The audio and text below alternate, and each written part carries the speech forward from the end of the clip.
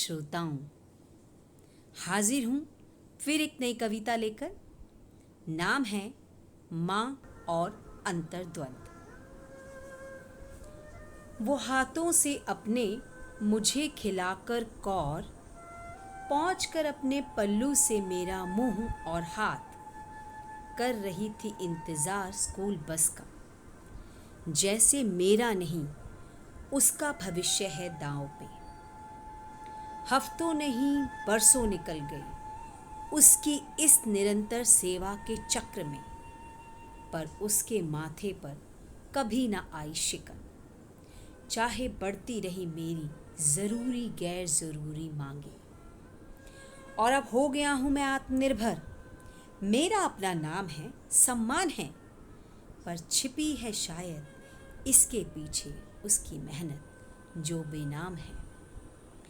आज जब पहुँच गई है वो उम्र के उस पड़ाव पर जहाँ शरीर में वक्त की दीमक लग जाती है और जर्जर शरीर को रोगों के नागों ने पसेरा बना लिया है, फिर भी उसी तन्मयता से आ जाती है पूरी करने मेरी चाहें अनचाही ख्वाहिशें। ऑफिस से लौट जब एक कप चाय की ख्वाहिश मन में लिए मैं घर में सोफे पर पसर जाता हूँ, कांपते हाथों से थमा मुझे चाय का प्याला, अजीब सा संतोष उसके चेहरे पर पाता हूँ। और कभी कभी इस संतोष यात्रा में पड़ जाता है विघ्न, जब हाथ से माँ तुम्हारे छूट जाता है वो खाली प्याला जिसे बीवी ने खरीदा था महंगे मॉल से। तो चिल्ला जाता हूँ तुम पर, क्यों करती हो जब नहीं है तुम्हारे बस का। और तुम जल्दी जल्दी समेटती हो उस टूटे प्याले के टुकड़ों को हाथों से, और छिपाती हो हाथ में लगी उस चोट को मुझसे।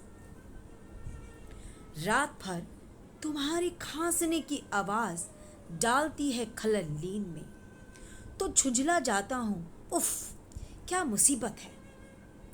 रात को भी आराम नहीं है इस बुढ़िया को, और इस झुंझलाहट को और बढ़ा देती है वो बचपन की याद, जो याद दिलाती है कि कैसे मेरी बीमारी में तुम जागती थी रात रात भर। पर होकर तनिक और व्यवहारिक, पर होकर तनिक थोड़ा और प्रैक्टिकल, करवट बदल फिर सब भूल कर सोने की कोशिश करता हूँ, जो अपने ज़मीर के तीखे प्रश्नों से बचने की कोशिश करता हूँ।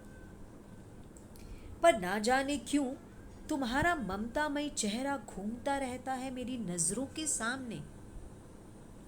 अजीब सा ख्याल आता है कि कैसे जीवन तुमने समर्पित कर दिया मुझ पर, और अब तरसती हो मेरे दो मीठे ना सही कटु बोलों के लिए, जो भी नसीब नहीं होते इस व्यस्त जीवन चक्र में।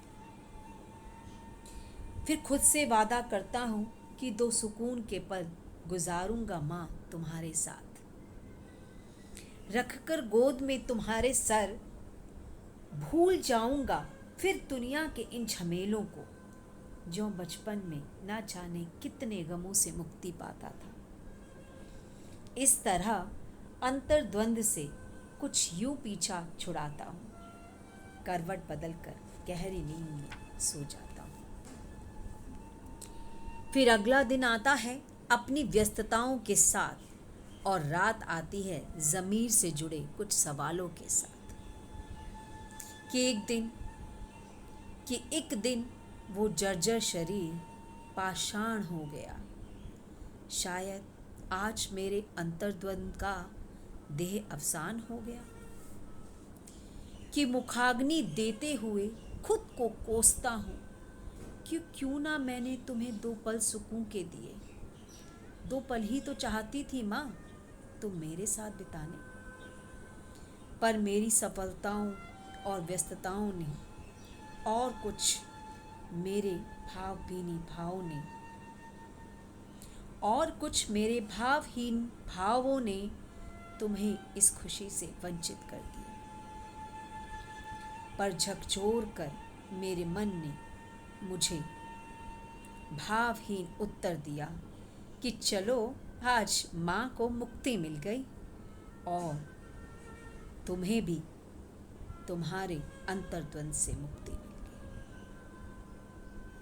मुझे क्या सच में मुक्ति मिल गई? क्या मुझे सच में मुक्ति मिल गई? तो ये कविता थी माँ और अंतर्द्वंद।